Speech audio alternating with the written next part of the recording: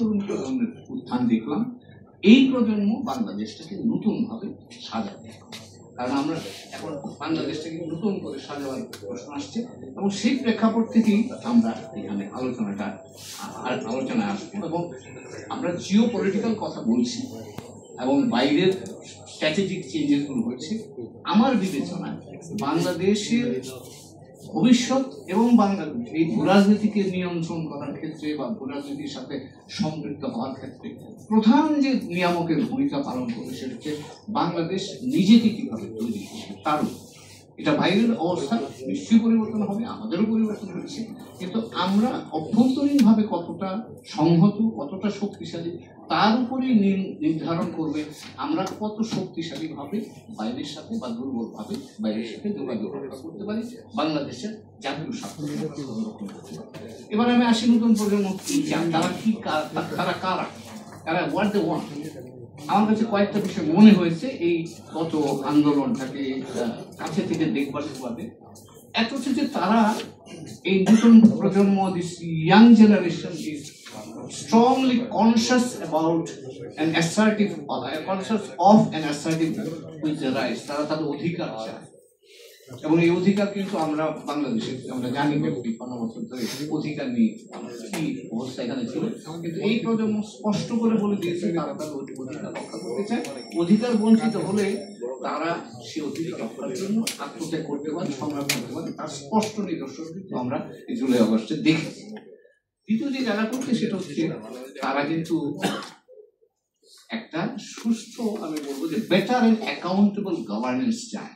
যেন তেন প্রকারে খালি সরকার হলো, যেন তেন প্রকারে নির্বাচন হলো, তারা কিন্তু এই জিনিসটা আর বিশ্বাস কাজেই তারা চাচ্ছে যে ভবিষ্যতে সরকার যেগুলো হবে সরকারগুলি সত্যিকার অর্থে জনগণের কাছে দায়বদ্ধ থাকবে, এবং যে ম্যান্ডেট নিয়ে তাদেরকে জনগণ তাদেরকে সরকারে পাঠাবে সে দায়টা যেন তারা পূরণ করে। এটা কিন্তু তাদের স্পষ্ট বক্তব্য এবং প্রত্যাশা বলে আমি মনে করি।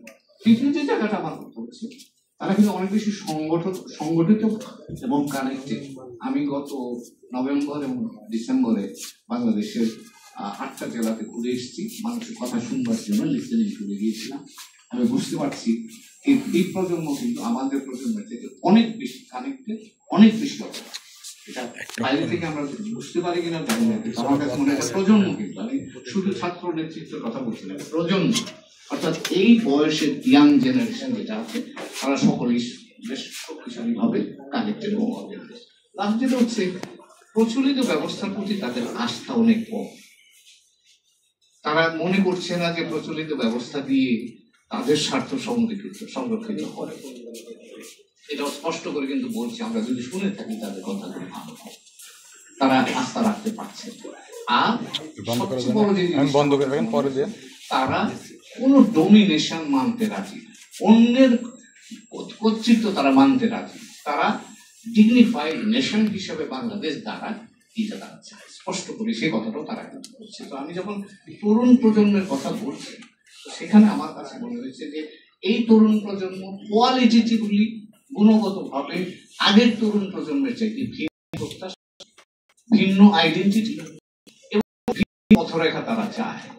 এবং সেটা কিন্তু আমরা যারা আগের প্রজন্মের মানুষ, আমাদের অনেকের কাছে একটুখানি বেখাপ্পা লাগতে পারে, আমাদের মনে হতে পারে যে একটু বেশি চাচ্ছে না। তরুণরা যখন সরকারে গেছে অনেকে আমার কাছে প্রশ্ন করেছে, যেহেতু আমি আমলাতন্ত্রের সাথে ছিলাম, এখনো যোগাযোগ আছে, অনেকে আমাকে প্রশ্ন করেছে, স্যার এরা ছাত্র আন্দোলনের নেতৃত্ব সরকারে ঢুকে গেছে, আমরা কি করবো, অস্থিরতার কথা বলেছি।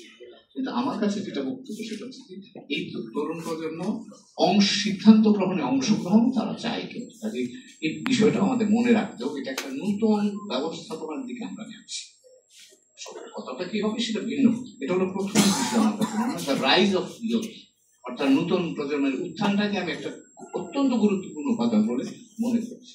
দ্বিতীয় যে বাস্তবতা আমি সেটা হচ্ছে যে এখনকার প্রেক্ষাপটে যেটা আমার কাছে মনে হয় সেটা হচ্ছে যে রাইজ অফ রেডিক্যাল ন্যাশনালিজম। কথা ভালো করে বলছেন, একটা বেশ শক্তিশালী জাতীয়তা বোধ তৈরি হচ্ছে আমাদের এই অঞ্চল থেকে। সেটা ভারতের দেখছি, মিয়ানমারও দেখছি, এবং মিয়ানমারে এই যে যারা রোহিঙ্গারা এখানে এসছে তারা কিন্তু ওই উগ্র জাতীয়তাবাদেরই নেতিবাচক ফল হিসাবে আমাদের এখানে হাজির হয়েছে, এবং সেটা কিন্তু কমছে মনে করার কোনো কারণ নাই। আমাদের প্রতিবেশী দেশ ভারতও কিন্তু একই জিনিস ঘটছে। এখন আপনি লক্ষ্য করবেন প্রেসিডেন্ট ট্রাম্প যিনি ক্ষমতা এসছেন তিনিও ধরেন যে বক্তব্য দিয়ে আসছেন তা সেটারও কিন্তু এইরকম একটা ইঙ্গিত কিন্তু নিশ্চিত। কাজে আমরা লক্ষ্য করছি চারদিকেই এক ধরনের আমি যদি বলি পজিটিভলি বলি বলিষ্ঠ জাতীয়তাবাদের একটা বিকাশ লক্ষ্য করছি। এখন কিছুটা আজকে আমাদের কেমন লাগছে, তবে আমাদের সাবধান থাকা দরকার। আমি কেনা সেটা পরে আসবো। তৃতীয় যে কথাটা বলবো সেটা হচ্ছে যে আমাদের এখানে আরেকটা হচ্ছে একটা নতুন আমাদের দিকে আশপাশে একটা নতুন স্নায়ু যুদ্ধ তৈরি হয়েছে, যেটা এই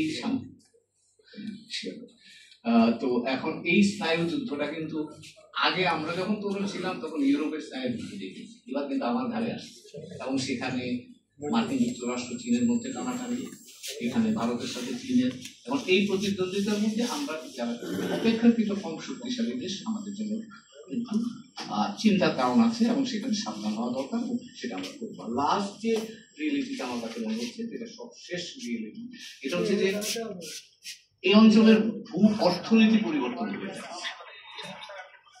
দোলা একটা ইঙ্গিত করেছিলেন, আমি কি এই অঞ্চলের অর্থনীতির বাইরে বাস করতে পারি? ইচ্ছা করলে তো পারবো। 3টা শক্তি 4টা শক্তি তৈরি